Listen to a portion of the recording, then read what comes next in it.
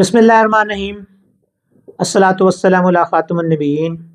अस्सलाम वालेकुम वरहमतुल्लाहि वबरकातुहू। एटीट्यूड या रवैया इंसान के उन ख्यालात और जज्बात का मजमूआ होता है जो वो किसी शख्स, किसी चीज़ या किसी ख़ास किस्म के हालात के बारे में रखता है।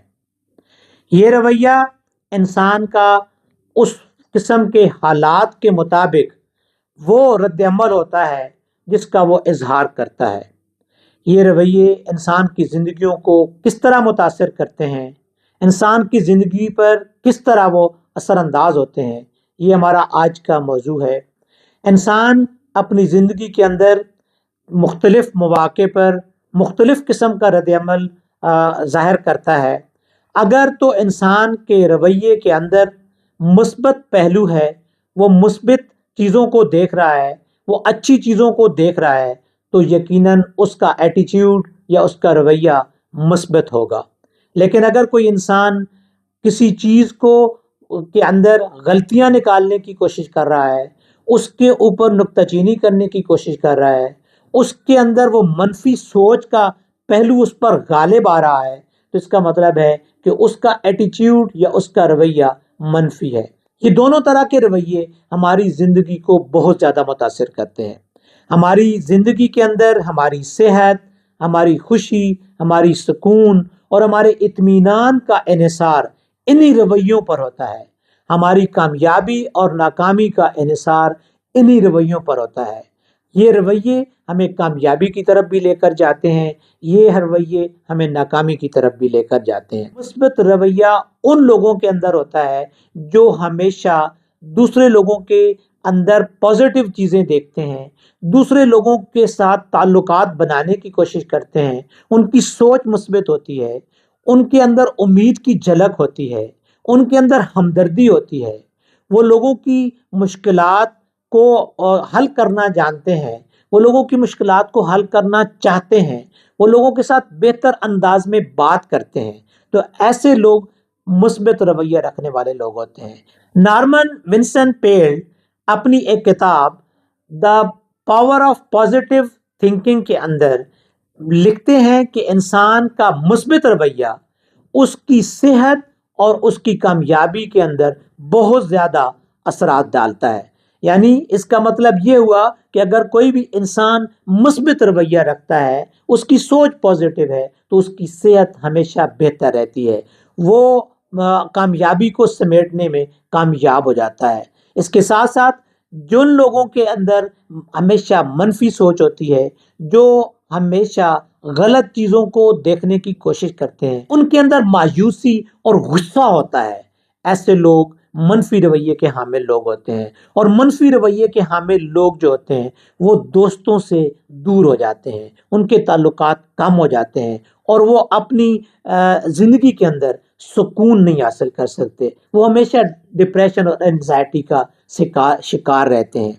मार्टिन सेलिग्मैन अपनी एक किताब लर्नेड ऑप्टिमिज्म के अंदर लिखते हैं कि इंसान के जो मनफी रवैये होते हैं, मनफी रवैया रखने वाले लोग होते हैं, वो हमेशा मायूसी का शिकार होते हैं, उन्हें हमेशा मायूसी का सामना करना पड़ता है, और उनकी ज़िंदगी हमेशा डिप्रेशन का शिकार होती है, और उनकी ज़िंदगी के अंदर हमेशा परेशानियां आती हैं। तो लिहाजा मनफी रवैये रखने वाले लोग हमेशा ज़िंदगी के अंदर परेशान रहते हैं। रवैये इंसान की कामयाबी और उसकी तरक्की के भी ज़ामिन होते हैं।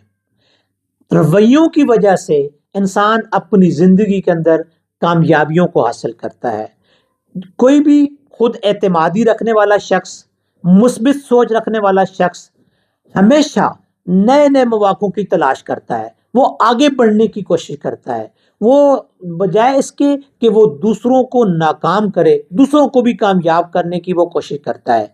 दूसरों लोगों के साथ उसका जो रवैया होता है वो हमेशा बेहतर होता है, वो हमेशा चैलेंजेस को कबूल करने की कोशिश करता है, और वो कोई भी ऐसा मौका जो तरक्की का मौका हो, जो कामयाबी का मौका हो, उसको वो हाथ से नहीं जाने देता।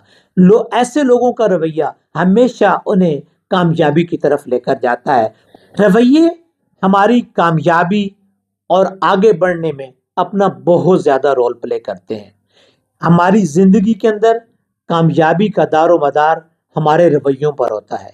جن افراد کے اندر خود اعتمادی اور مثبت سوچ ہوتی ہے وہ ہمیشہ ایسے موقعوں کی تلاش میں رہتے ہیں جو ترقی والے موقع ہوتے ہیں، جو کامیابی والے موقع ہوتے ہیں۔ وہ ہمیشہ چیلنجز کو مقابلہ کرنے کے لیے تیار رہتے ہیں۔ اس کے برعکس جن لوگوں کے اندر ہچکچاہٹ ہوتی ہے، ڈر والا رویہ ہوتا ہے، خوف والا رویہ ہوتا ہے، وہ زیادہ تر اپنے مواقعوں کو ضائع کر بیٹھتے ہیں اور وہ ہمیشہ کامیابی سے پیچھے رہ جاتے ہیں۔ کورالس ڈیوک اپنی کتاب mindset the new psychology of success کے اندر لکھتے ہیں کہ دو طرح کا مائنڈ سیٹ ہوتا ہے۔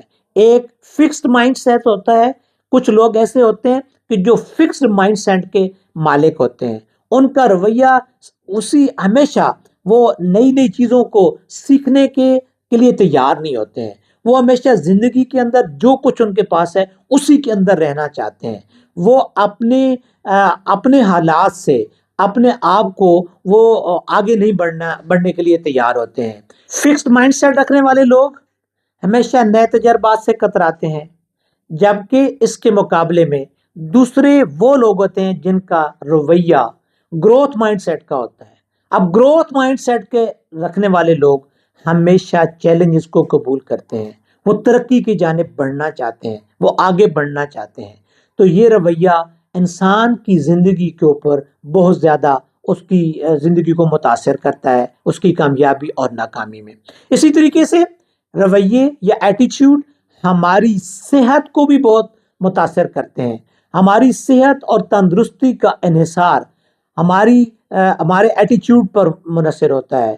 اگر ہم ایک خوشگوار انسان ہیں، اگر ہم خوش رہنے والے انسان ہیں، اگر ہمارے اندر جو ہے وہ ایک ایسا رویہ ہے کہ ہم ہر چیز کو لائٹلی لیتے ہیں، اپنی زندگی کے اوپر مختلف باتوں کا جو ہے وہ بوجھ بن کر اوپر سوار نہیں کر لیتے، تو ہماری صحت بہت زیادہ بہتر رہتی ہے۔